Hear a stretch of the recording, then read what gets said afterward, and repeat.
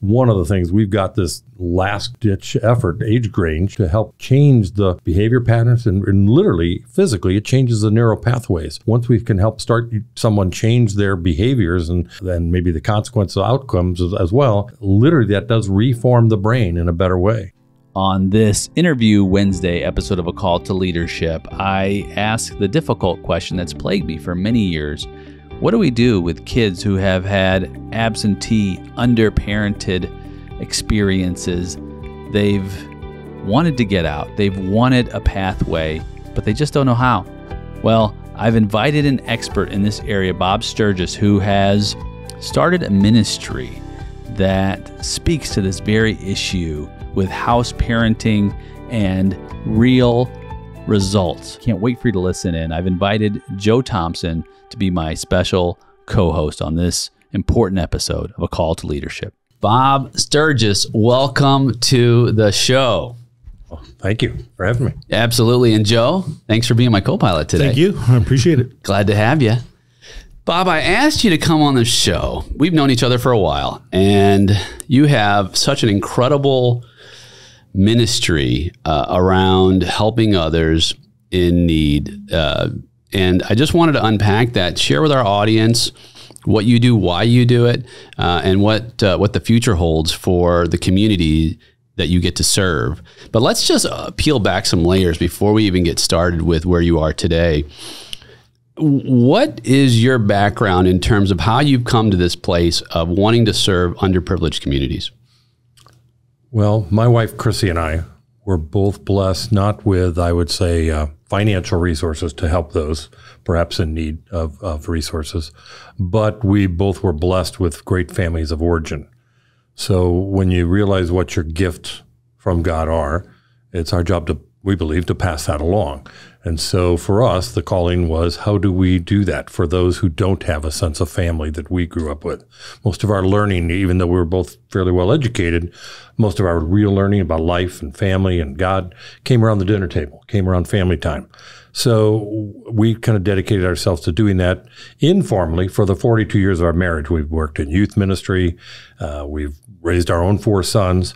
But when we about the year 2000, we started to take in the first of 5 young men to live with our 4 sons over a 20-year period. They would typically be there from 3 to 10 years, 1 or 2 of them at a time. We were in much smaller homes than we're in now, so part of it was space, and the other was, it was entirely our resources out of which we funded them even being in there. Was this through like the foster care system? Not at all. They were, because we were in youth ministry and just because Chrissy's got this mega family. Our first one actually was an extended family member who just was in a need of a different place, and better access to jobs. He was in a largely rural area, not necessarily hanging with the right crowd. Good friend of our oldest 2 at the time, oldest 2 of 4 sons. So it was just a better place environment for him to be. And so he stayed with us for about 3 years. We watched that go so well, not just for him, but it also helped our boys understand the world doesn't revolve around them. They got to share their bedroom. They got to share their parents, their resources. He was the first of then 4 to follow right after that. And they would, again, be there for 3 to 10 years, even the rest of them. And so all 4 of our sons, their worldview, we believe, benefited. Their worldview is greatly different than a lot of their peers. They understood there are needs. There are people who aren't blessed with a great family of origin. And they got to watch young people of color who lived with us get pulled over in West County for, we called it a DWB, driving while black. Not getting the ticket, just getting, what are you doing here kind of questions. And West County, for those who don't live in this area, is more of an affluent area. It definitely, yeah. And so that was such a beneficial 20-year period of doing that informally that one of our challenges became, and for the call became on our hearts, was how do we keep this going? How do we invite others into this benefit for all parties? Again, not just for the people we were bringing in. And how do we narrow the focus? Well, we had taken them in as young as a 7th grader going into 8th grade. And again, these are all informal. This is not fostering. This is either these kids were so abandoned and nobody really cared or took stock. Or one of them was with the consent of a mother and was a co-guardianship kind of arrangement. Anyway, the net of it is there was such a benefit that now we became, how do we recruit others to do this? We won't ever run out of young, really qualified, deserving young people who, just given a more stable home life, they would flourish. But at 18, even if they've been in a youth group at a church or they've been in an organization that works with young people at 18, after that, not much. And so we then shifted to just say 18 to 25-year-olds and thus founded A Seat at the Table. So backing up just a bit, somebody's listening saying, well, I like what you're saying, Bob, but it just sounds too easy. I mean, when you talk about hiccups along the way, are we talking about kids that have rough lives and there's some adjustment challenges and things like that? I mean, walk us through. Yeah. The ones we took in, though, to be fair, there weren't necessarily questions of character among the young people. It was more the question of home life in which they were. There might have been an abusive parent or very much absent fathers in particular. Those tended to be the commonality. There was one or two of them who maybe were hanging with the wrong crowd at the time, but we knew their heart. And while others might have from the surface thought, I don't know about that kid, we did. We knew their heart. They were in our youth groups. They were hanging with our sons. And when they were with them, they were really good kids. So, and the same goes for A Seat at the Table. Our criteria is you're not going to be there for everybody, sadly. And because we'll have them in a home with host parents and they'll be in with other young people, we have to safeguard. We do background checks. They have to have demonstrated a desire not only to do well in life, but also of good character. So there will be kids in need who maybe have drug background or police records and things like that. As much as we'd like to help them and we may point them to resources, we're probably not going to place them. So that's the reality. Now, again, of the 5 we took in, we didn't get that finite in terms of backgrounding check and those kind of things. We simply, we knew them well enough, but there were bumps and there were issues, and because their patterns of behavior up to that time certainly weren't maybe the same as our kids. They didn't have a mother and father to guide them. Yeah, I saw on your website where it uses words like at risk or of homelessness typically. Under-resourced. The word that really got to me was a compound adjective you used that says underparented. Yeah. Like that hit, when I read that hit so hard because Nate and I often talk about leadership beginning in the home. Your parents are leaders. Tell me about your feelings behind underparented. Yeah, and again, we don't claim to be perfect parents, but again, our blessing, the pattern we watched was an intact married couple who loved each other, who stayed present, not just physically but emotionally. Fathers sometimes, even when physically present, may not be emotionally present. They aren't changing diapers. They aren't there for the hard discipline. They aren't there physically because they're traveling all the time. So one of our kind of pet peeves or things we look for is, is the parent really there? And sadly, particularly in the urban areas, for instance, we sat in the back of an urban youth group, and there were probably 60 young people in there, and we had worked with that group as well, and some of the people we took in came from there. And one of the directors was saying, take a guess how many of these 60, say 30 guys and girls on average, okay? How many of the 60 you think have 2 parents living in the house? It was 1. Wow. 1 out of 60. So when I say underparented, it's just the reality of certain areas of our community. And we're not alone. Urban areas all over the country are like that. So our goal, for instance, is to have chapters of A Seat at the Table around the country. We know the need is there, and we have other people who are willing to open up their homes. So for our listeners, help us to understand what A Seat at the Table does. Okay. So what we do is we do work with pastors in our area and right now 4 partner organizations, Urban K-Life, Love the Lou, Boys Hope, Girls Hope, and Angels Arms. All of them work with young people up to age 18 And they, again, got these eyeballs on the kids. They know their character, and they can nominate them to us when they know not only are they great character, but their home life is so unstable that all the hard work that went in up to age 18 may go for naught, because a year or less later, they're going to be couch surfing, most likely, to just even find a place to live. They won't have the resources behind them to do well in life. So we try and team up to identify them and then get them either into an existing home, which is our less expensive model, like we did, just take them into your existing home, 1 or 2 at a time, or literally we purchase with the resources of our donors, a separate new duplex or apartment building or home, and put a set of host parents and then up to 3 or 4 young people in there. So what we do then is provide the educational, vocational, job skill, life skill, and counseling. Very often it is mandatory that they go through counseling. Most of them have a huge sense of abandonment or even trauma, and spiritual development resources that we know it takes to get to thriving adulthood and are typically absent in their situations. So we put, with the help of our donors and supporters and mentors and volunteers, we put those resources. So even if a parent takes a set of host parents takes 1 or 2 kids in, they're not doing it now all off their budget. They're doing it with our help and experience behind them. And again, we're not perfect. We've raised our own 4, another 5 that we took in. We've got 4 now. So what are we on? Number 4, 13, at least guys, but we're still learning. So they can just simply benefit from our mistakes, if nothing else. Now, we had a missionary we spoke to who, in the beginning, he was using a lot of resources, but he wasn't getting the kind of results that he wanted. And he couldn't understand why he couldn't help these people. He talked to a local minister, and he said, you can only help the people who want help. Right. Yeah. And he was concentrating so much on worst case scenario, right, that he was missing those who needed help and wanted help.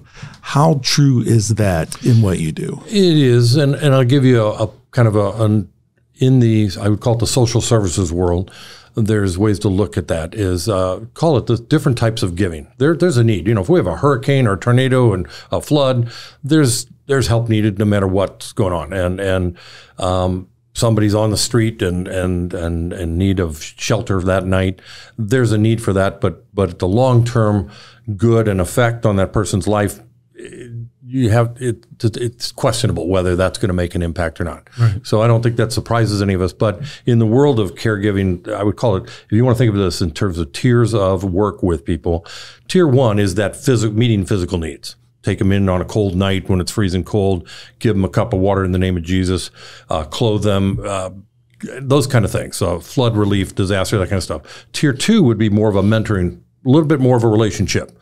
Think big brothers, big sisters, those kind of things where you maybe once a week, once a quarter, once a month, whatever, you have a limited but more involved relationship. You're probably going to get more results from that than tier 1.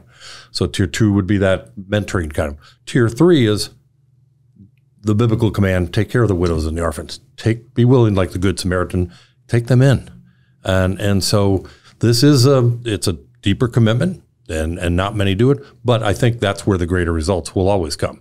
Just as, think of it this way, in a political debate, they aren't typically won on Facebook in an argument. You might change somebody's view, though, in a relationship, in a long-term, deeper relationship than you would just, firing off missives from a Barker lounger on Facebook. And so our key is relationship. And that's a critical age. I just remember when I was, on your pamphlet, it says 18 to 25. And I remember that was from 18 to 25 is when I got in the most trouble. Yeah. I mean, it was the worst time of my life when it came to making decisions, because now I was an adult. Right. I was on my own, and I had a ton of baggage of poor decision making, and my dad, of course, being, my parents being divorced and struggling with all kinds of things, with my dad being in jail when I was a kid, my mom being bipolar, and the parenting aspect of it. And of course, they do the best they can, right? And so, but at the same time, it still creates the possibility that you're going to have a lot of trouble during this period. And so as I'm thinking about that 18 to 25 age of my own life, man, if I would have had mentorship who cared deeply about my not only spiritual development, but my development as an individual in society, and helping me to deal with the trauma and the issues that I had, that I was trying to forget about, but were really a major part of my decision making, that led me to do all kinds of things that were irreparable in terms of, like, I can't go back and undo a lot of the poor mistakes that I made when I was that age. So, and I say that to say, there's a huge need for this. You know, this is just one case. There's thousands, if not tens of thousands. We couldn't agree more. And that, you're right. The 18 to 25 is, again, particularly in males, people who know neuroscience a lot. I don't know hardly any of it, but from what I read and what I hear, my wife's a counselor. Our board president is a licensed counselor. Our second set of house parents, the woman is a counselor. People who study those kind of things in the brain tell us the brain isn't even fully formed till 25.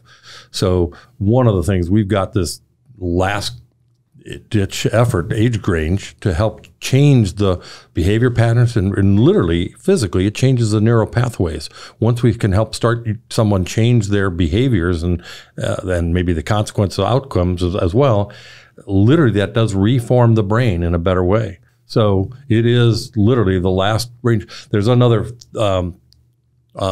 group of science or topic called Connected by 25. If you're a social worker or a counselor, or you're in that world, you'll know the concept. And it is, studies show, and it's just plain common sense, but if you are connected in a good family and a healthy community of people around you by 25, if you think of it as a chart, your success pattern is going to go up and to the right.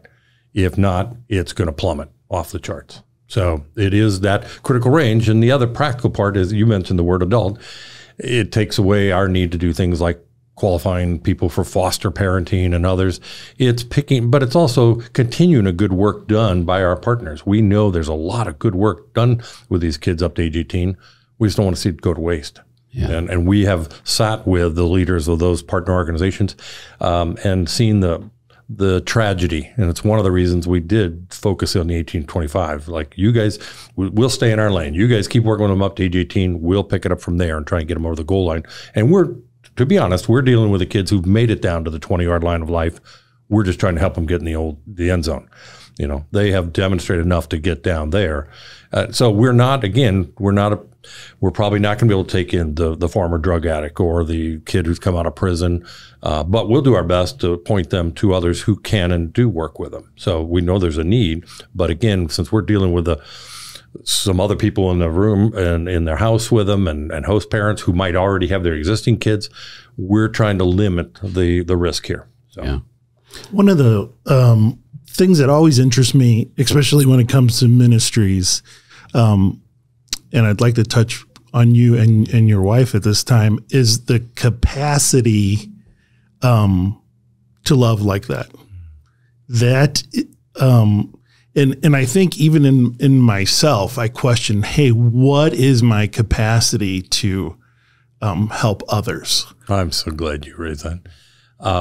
That is something we dealt with and realized early on. And again, part of it is a gift from God. It's grace. We watched her parents, 8 kids, okay, in 1980, in the Iranian hostage crisis, if you remember 1980, took in an Iranian who was being harassed down at St. Louis University. One of their kids' boyfriends was friends with him and realized what was going on. So here's the family. It's already got 8, and they didn't have much income. They didn't have a big place. And yet they took him in. They befriended a Saudi Arabian as well, same circumstance. And so Chrissy grows up with that example. Like, we would have every excuse, they would, with 8 kids, to say, we're at capacity. They weren't at capacity.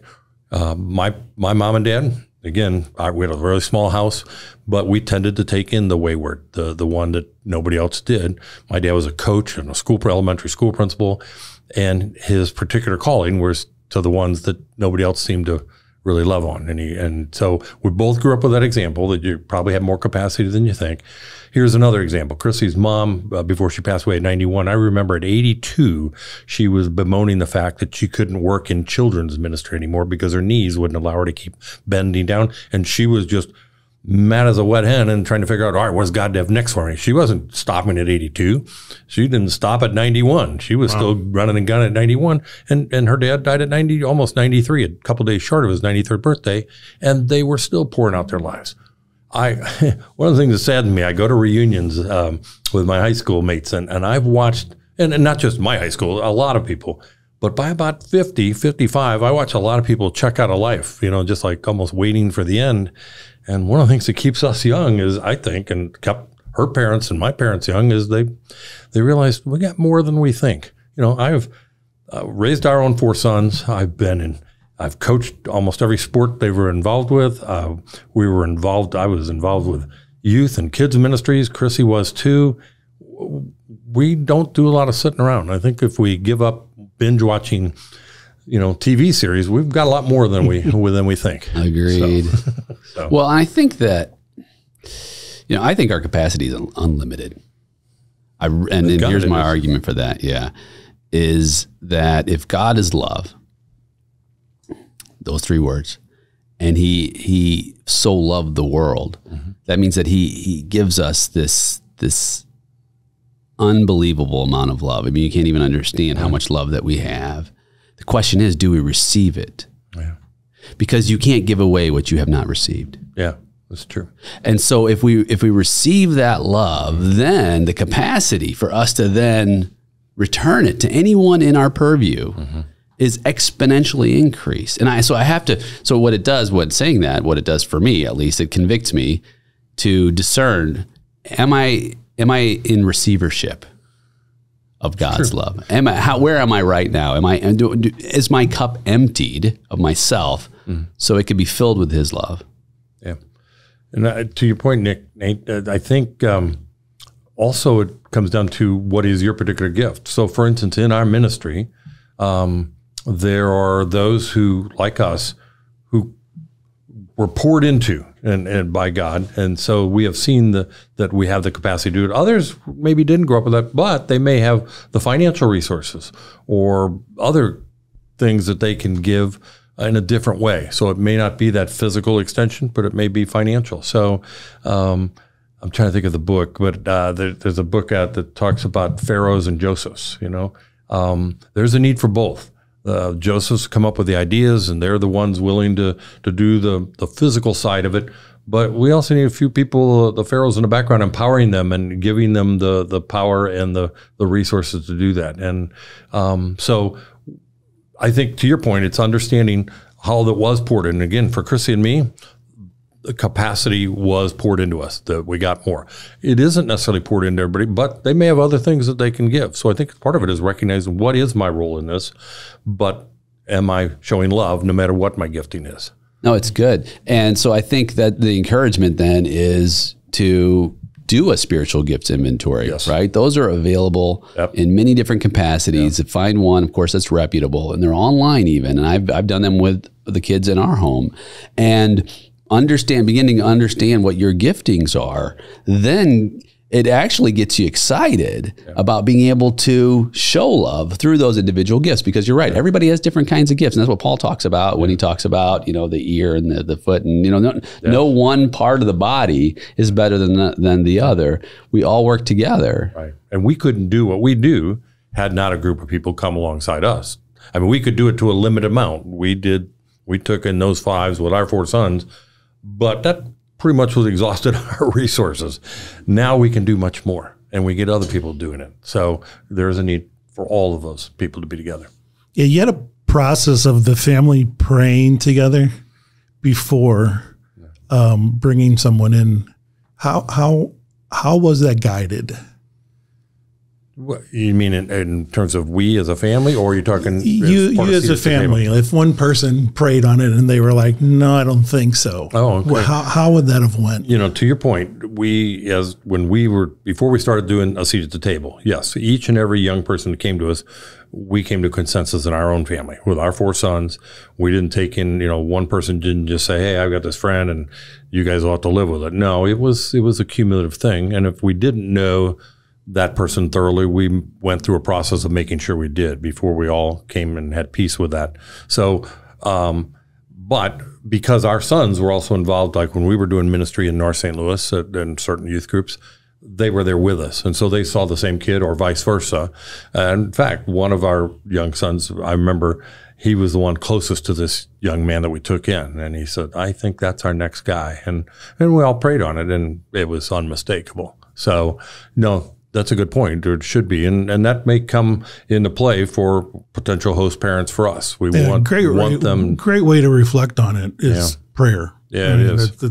That's where it should start. There's got to be peace because there will be an element of risk and uncertainty, but it certainly is calmed a little bit when you've all given it prayer. So, well, and that's important. You mentioned North St. Louis. For those of our listeners who don't live in this area, it's a rougher part of town, and that's actually where Joe and I met in a little town called Baden. Yep, that's where I grew up. That's where I grew up right next to you in Jennings. So. There you go. Yeah. And I got my first ticket in Pine Lawn. So, if you know St. Louis, But I had a little bulletproof check cashing booth in a place called Dynamite Foods. It's my very first business when I was 21. I actually worked at it. My cousin had it when I was 19. I worked for him for a couple of years. It had the big, thick glass windows with the little slide underneath. And it was a metal cage. And I always had my 2 best friends with me. I always say my friend Smith and my friend Wesson. And that's how Joe and I met. And it was rough. It was a rough part of town. And you see how difficult it is to live in those environments. I mean, you have to be rough. You have to be tough. That was 19. But I was born on the west side of Chicago. And so that was rough too.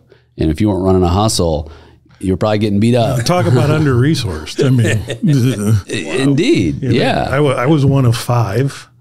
So 7 people living in a house, blue collar father. Not a lot to go around. Not a lot to go around. So, And you had to fend for yourself in a lot of ways in that environment, to say the least, right? I mean, basically, it's survival. It is. It's survival. So many people. And in fact, I was talking with a colleague who worked in the juvenile system for many years. And I would ask him about the kids that went into juvenile. Now, I didn't go into juvenile. I got in trouble later.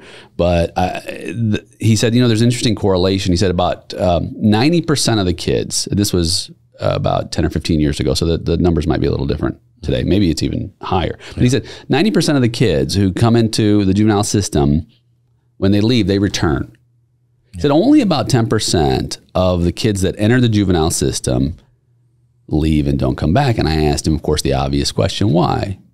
And he said, Nate, I've observed, my own eyes, the kids that don't come back are usually the kids that mom and dad come and visit them and encourage them and show them a new path. Not grandma necessarily. And we love grandma, and we're so glad that she's there. Yeah. We love mom that she's there. We love dad that he's there. But individually, it does not have the power to reframe, as you had stated, right? Those neural pathways, reframe a direction.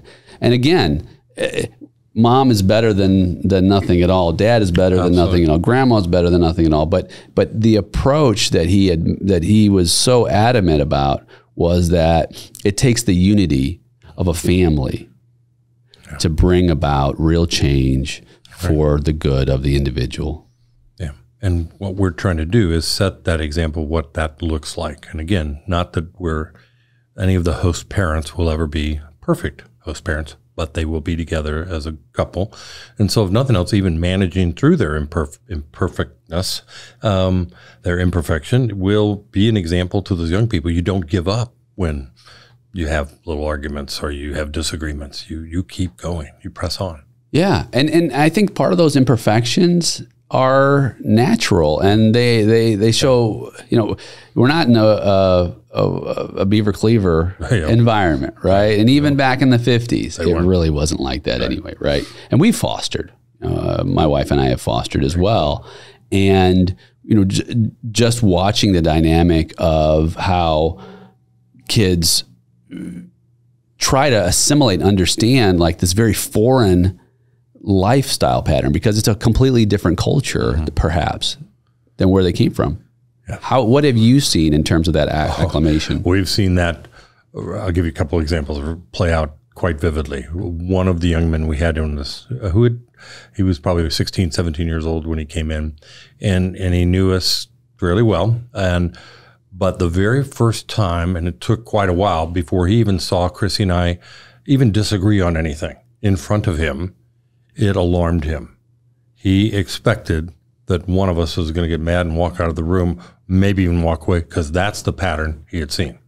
We've had others who, when there's arguments in their households they grew up, they were literally expected to leave the house, like get out. Now that didn't mean there wasn't forgiveness later and they come back, but they have grown up with those kind of patterns where a disagreement meant, we've had others where, for instance, a young man wrecked one of our cars in an accident, which is an accident. It's not on purpose, but his thought, I was out of town and I remember Chrissy dealing with it, and his thought was he was going to get instantly kicked out of the house.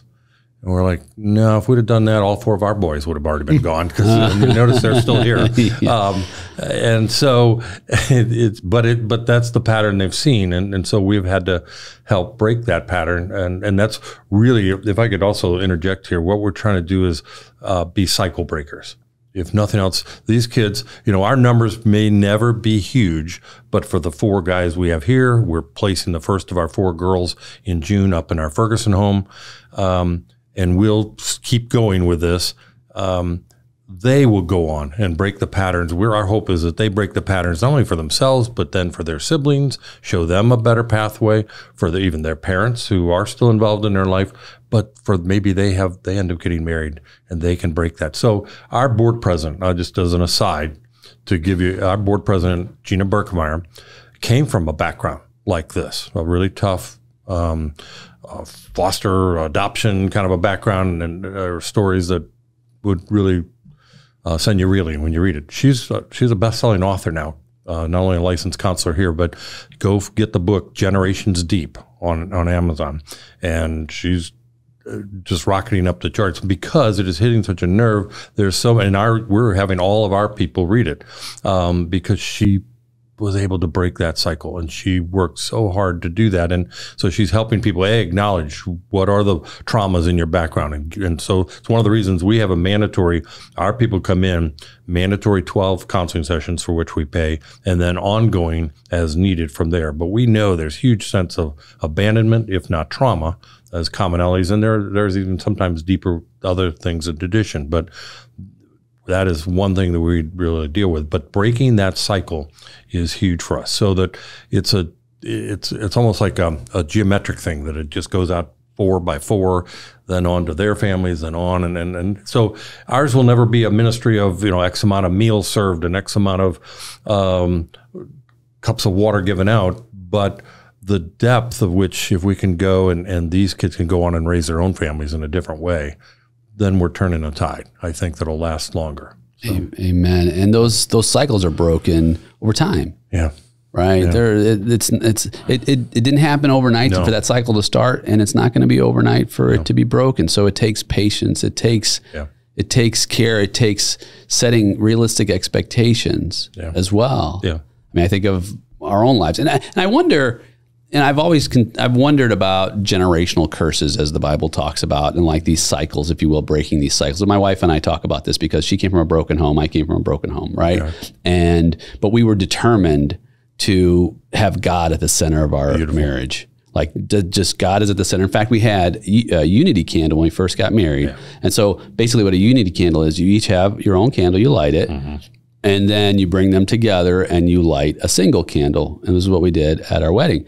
And every so often, I would falter somehow or another in our marriage, and my wife would say, you're lighting your own candle again. Oh, you're lighting your own candle. Like, good one, honey. But that unity candle is really what, God says to leave and cleave, and, the 2 shall become one flesh. And, of course, then Jesus said, what God has put together, let no man cast asunder, right? Yeah. And so, and I think about like that that generational curse or breaking those cycles. We were in the process of breaking a cycle. Indeed you are. And so that was our example. How does the gospel, how does the Bible, how does Christianity fit into your process? Glad you asked, because it is core. We are not, for instance, you get asked sometimes to fill out forms by potential donors and others, and the check marks are things like social service agency and this and that. We're a religious agency. We're a ministry, and it is centered around the gospel of Jesus. So we make that clear to our young people. They may not have figured that all themselves, chosen to follow Christ yet, but they have to be open to it, because that's the environment in which we're going to place them. We're very upfront. This is a Christian set of parents in whom house you're going to go. And that's the organizing principle and the rationale behind everything we do. It's not because some guru on TV or somebody else has a social theory about how to raise children. We're going to go to the gospel, and we're going to show you where our logic comes from. Whether it's donors, whether it's supporters, volunteers, or participants or host parents, they have to know that is it for us. It's the alpha and it's the omega. We got nothing else. So we have some resources and physical things that we provide, but we are pointing them to Jesus. Yeah.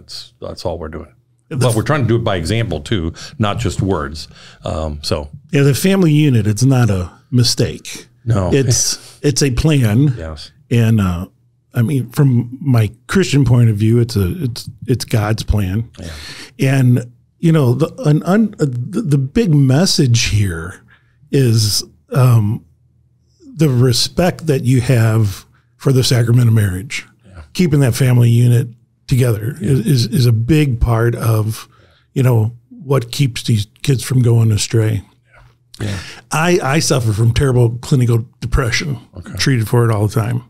I've had moments where I'm completely off the rails, and my wife, who is very devout to God and Christianity, I ask her, how did you get through that time? Because according to my doctor and everything, only 11% of marriages survive the place where I was at. And she said, I prayed. Wow. I prayed every morning. I prayed every evening that you would seek the help that you needed. I get a little choked up. Sorry. Yeah, no, that's. And that was what, we've been married 23 years. That is the base of what our marriage is. We have heated arguments, and we're both Sicilian, so we like to yell and fight. Just kidding. But that's where it's based. It all goes back to, if you have a legal marriage, it's one thing. If you have a deep, devout Christian marriage, that's based in God's love, that stands up to big, big problems. Yeah. And that is, we hope and pray that we are modeling that for our young people, because it is the one thing they haven't had the privilege of seeing. And again, we tell them up front, we're not perfect, but we're going to use this true north of Jesus as our guiding. So you're welcome to hold us accountable to it. You're welcome to measure us according to that. But just so you know what our principles are. And so that's big with Nate and myself, our transparency of we want to tell people about Jesus. We want to use this as a platform for Christianity. But we're very transparent about our own backgrounds, because we don't want people to think, oh, hey, we're perfect. We have all the answers. Yeah. And I think it's our imperfections that help us to relate to other people. Yeah. Well, and our guys, the four that we have with us now, one of them's been in there almost 2 years now, and the other's just less than that. But they've watched our imperfections, and they've helped us see them, and we've had to be transparent. And as a parent, sometimes when you perceive something wrong and you react, and I don't, my transparency, I don't always react as calmly as Chrissy does, and so then that's probably fairly normal. The male usually is the one. And so I'm, doing my own learning at times, and they are part of that process. I even told them when they came in, most of them is, you may think this is about just other people helping you. You have to understand you're going to be helping some of them in a similar way. They may not realize it yet, but you have a role to play in this. You're not just the recipient. You may be the giver, because there's some who anyway, it's a fascinating process, and that has truly played out. But transparency, to your point, is a big part of it. If we're not, then we're fooling ourselves. Well, yeah, and I think people look for authenticity, especially young people. They're looking for us to be hypocritical, and I think it's such a beautiful act of not only humility, but of kindness to share that I'm going to make mistakes. And even, I mean, like I said, we fostered, and of course we have our own. And one of the most connecting times of any day is when I say, I dropped the ball here as a parent figure. And maybe I should have responded differently or something like that. And it creates even closer connection. It's like, hey, you know what? You're going to be okay. Think of it this way. Somebody just mentioned this in I forget who of our guys, but or somebody was over, I think, for dinner and said, think of it as weightlifting. You build your muscles by a little bit of a tear down, and then they heal and grow back. And actually, relationships are tested and grown, not through everything just going lovey-dovey and perfect. They're going through a rip and then a repair. And so we have watched that play out. We've had a few bumps along the way sometimes, but the repair is all the sweeter. And that actually is the one that propels us forward. But if we just sit there and say, we didn't make a mistake, then it doesn't happen. Yeah, that's a great example from a guy who's did a lot of weightlifting. Yeah, it's true. We used to have days where we called it you lift to failure. Okay. Yep. You lift until you can't lift it anymore. You lift to failure. Yeah. But and that's what makes you strongest. Yeah, that's right. Is that lifting to failure. Yeah, it's amazing. God knew what he was doing. Designing bodies, people, everything. It's a plan. Yeah. Wow. So I'd like to ask you some questions around a couple pieces. One, I want to talk a little bit about where these kids are headed before your environment, and then maybe some of the breakthroughs you've had. And then the second part I'd like to ask you about is the house parent, if you will. What qualifies them? How do you find them? Are you still looking for some? Can people still be a part of your ministry? I can tackle that last one. Yes. The needle, the biggest need, most people think of any ministry, they'll say the biggest need must be financial. No, it's not. In this case, it's a unique ministry and a willingness to open your either existing home or literally leave your home and go into one of our purchased homes. That's pretty abnormal. So that's our biggest need. I call it looking for needles in haystacks. So if you or anybody else or your listeners know of another couple, and here's an example. Our next couple up after we've got Claude and Debbie Bennett in our Ferguson house, our next couple up after that are talking to us. They've already raised 11 children of their own. So that's pretty rare, and yet that their willingness to go forward. Now, not everybody has to have raised 11 kids as the criteria, but they have to have that level of hospitality and openness to strangers. Think of it like the Good Samaritan. There was the priest and Levite who didn't walk across the road. We're looking for the people who are willing to cross the road. Okay, so if you want a general criteria, and that may be opening their own home or going into an existing one that we buy. So that's part of it. But the other, in terms of how our kids came to us, I think you were asking about what's their background and where they're going. They're from a variety, but the commonalities are the at-risk elements. If they hadn't come into here, they were either couch surfing at best, or maybe not even certain where the next couch was that they were going to be, upon which they were going to be laying. So that's the commonality. Now, we have a resident mentor who actually came from a very good, intact family, but he also So he had a little experience that he could impart because he'd been in Campus Crusade for Christ and he'd been mentored well. And he also had that temperament to mentor others. But even he could use the benefit of how to connect to get his job. He had not found a job post-college and the like. So for all of them, just having the stability, earlier I think you mentioned growing up in Baden and rough neighborhoods, survival is the mode, okay? So one of our biggest challenges is get these kids in, and they've been in survivor mode. They've been so industrious to work 2 and 3 jobs even while they're trying to get to high school, and they're commuting on metro trains or buses all on their own and getting up at odd hours just to get there.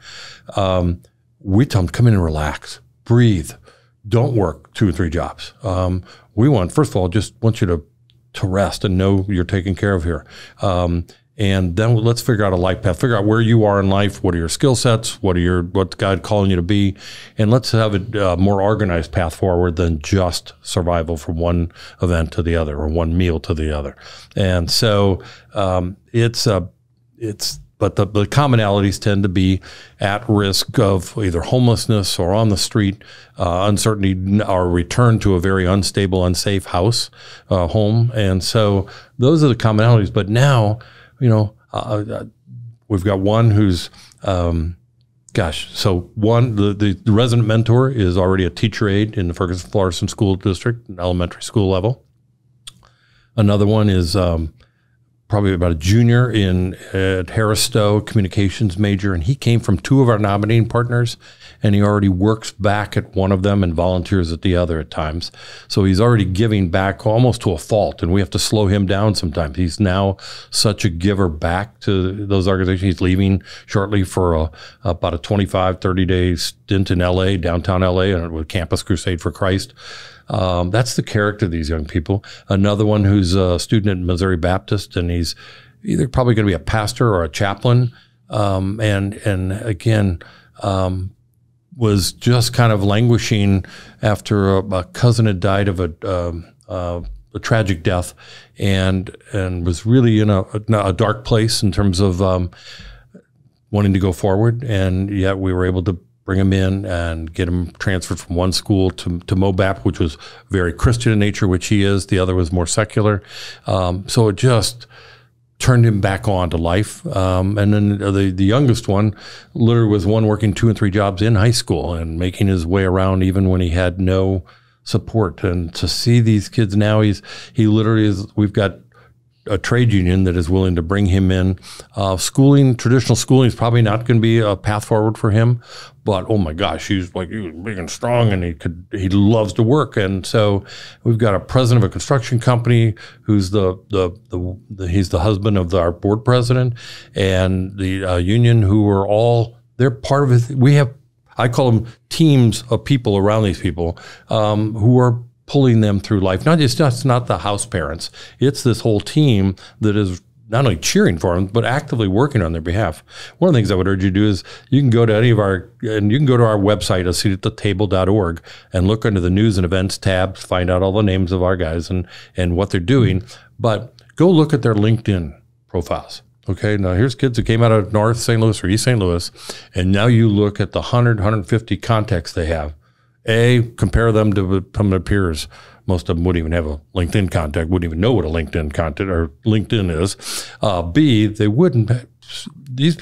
Our guys have CEOs, senior vice presidents, executive vice presidents, ministry leaders, pastors, educational leaders as their community already. We've helped put that team of people around them, and they're actively involved. They're not just donating from afar or saying hi over an email. They are actively working in their behalf, and that's that connected by 25 we're trying to work towards. These people now have a team of people that even if we went away as house parents, they've got a group around them that'll help them get over that goal line. Yeah, and that's the vision. So, I absolutely adore that. In fact, I've heard it said like this: "Show me your friends, I'll show you your future." Yeah, that's a good way to say it. Yeah, and so this community, and that's part of what we're doing with Great Summit is we're building a community that we can all progress together. I love, and I just don't want to. I don't want to miss this. I love how you start with moving the I don't want to say child necessarily because they're an adult. Yeah. Young But the individual out of survival mode. Yes. Because you cannot, and you know this, Joe, you cannot focus on the future when you're only surviving in the moment. Yeah. And that moment of peace and rest, just rest. Yeah. So that we can start to build a pathway for a better future. I mean, this is the heart of leadership. Yeah. Just let's discover what a better future might look like for you. But we can't do that when you are just surviving. Yeah, you have to feel safe. Yeah. Yeah. To make rational decisions. And anyway, so like last night, guys, I wish I could have had a hidden camera or a microphone, but we have family meals mandatory on Sundays and Wednesdays. Every household we have will be different based on everybody's schedules. But when they come in, we work at, Chrissy's counseling on certain nights and days, but and I'm there full time at the house. But we will work out with the guys and say to them, look, if you end up with a job or schooling, we agree, here's 2 for sure that we'll have other meals together as schedules. But think in America these days, rare is a family that even has, I don't care if you're out in wealthy West County, St. Louis, or a wealthy area anywhere, the best of environments, it's rare these days that people sit down around the dinner table as much. And so that's one of the things we're bringing as part of this. That is mandatory, okay? So if you have a boss who doesn't get it and you say, my availabilities, I cannot work Sundays and Wednesdays, and they schedule you, we say, tell them that was nice working here, but we're gone because we'll find you another job. That's not the issue. There are people starving for workers out there now. You couldn't find a better environment for that. And we're nice to the employers, but we say, look, that's part of their living here. They have to be here. Okay. And this is the first priority, the work they can find. So, but anyway, we were probably around the dinner table another hour and a half, 2 hours after we were done last night, and just talking about life and love and Jesus and their futures and path forward. And oh my gosh, it's just, it's a sweet, I say sometimes we need to take our shoes off. It's holy ground. Wow. It is just something that I can't imagine how they would have gotten that, and this, so that we can be a part of that. It's like having a front row seat on God actively working, it's like, wow. Yeah. We just what a juxtaposition of how we think as Americans of putting our family before our work. Yeah, right. Like if your job doesn't allow you to be with family. Well, part of a seat at the table is the family unit, and we want that modeled first. You'll pick up how to work the rest of your life. This is something you don't have. It's huge though. I mean, like you said, the juxtaposition. You think about, well, you just tell your family, hey, I just won't be there tonight, right? Because I got to work late, whatever. No. But these are non-negotiables. That's right. As is the counseling. Yeah. And that's huge too, because we spend so much time, and I might have mentioned this in a previous episode recently when I was talking about servant leadership. I've been doing a solo servant leadership series. And I was talking about one of the aspects of servant leadership is healing. Servant leaders are healers. Yeah. And in this model of healing, we're talking about spiritual, we're talking about emotional, mental. And in our culture, whether it's just the United States or even global, we elevate and encourage physical well-being to the nth degree. You tell somebody, I got a gym membership, guess what I got? Or I got a personal trainer. Wow, that's so awesome. Yeah. Tell somebody you got a counselor. You're like, oh, I'm so sorry.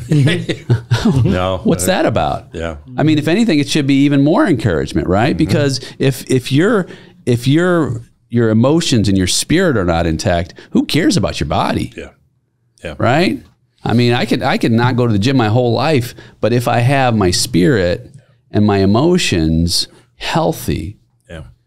Yeah. And to that point, particularly in impoverished areas, unfortunately, there's such a stigma sometimes of even having a counselor.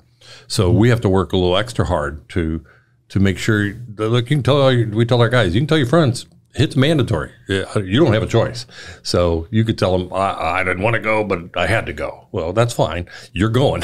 So, because we want you to be able to have just a confidential source to talk about any issues. You want to talk about, you're not getting along with us, or you're not getting along with somebody at work or at school, or you're struggling here or there. We want you to have somebody else besides just us to talk to, right, if nothing else. But there are a lot of like I say, abandonment and trauma issues that they have to have a professional help them with. I mean, it's like a personal trainer for your spirit. Yes. I mean, that's what a counselor is, Yes. right? And I would encourage that for everyone. Yep. I mean, we all need to be able to have those resources so that we can begin a process of healing. I love the dinner too, because it reminded me of Tony Evans, and he talked about how they would have dinner every night as a family, and he said that was their meeting time. Yeah. That's their meeting time. It's time for us to meet. And I started thinking about that with my own family. Have the meeting, the time of interaction around the table, and be able to walk through the wins, the losses, the pains, the triumphs, the trials. Right.